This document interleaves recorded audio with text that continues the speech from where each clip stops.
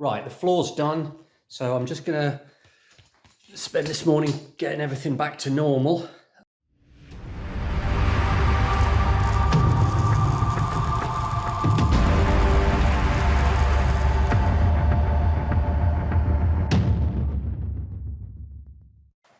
So I've got a couple of updates.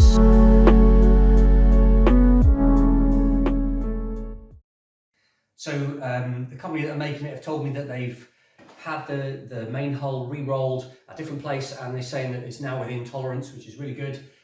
They've put 2 of the rings on the one on either side, and they're just waiting for the tower nozzle to be machined, which they've sent off to a machinist. They're telling me just a couple of days for that because it's really close. So there's, but we're getting there.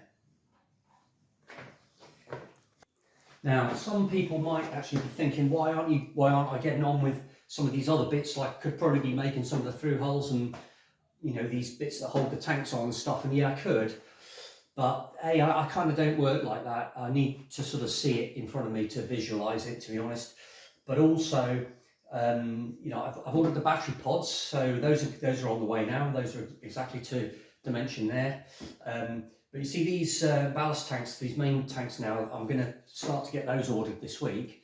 And I'd like to get them out of plastic if I can get the right size. But it's possible that, you know, I specified these as 300mm. But it's just possible that I get something 310 or, you know, 295 or something like that. So it might just be a slight change in the design. And in that particular case, it really doesn't matter.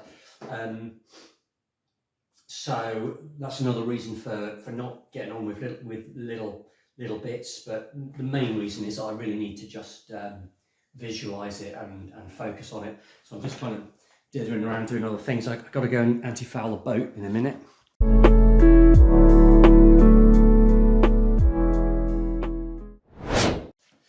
But in the meantime, I'll just show you this thing I bought.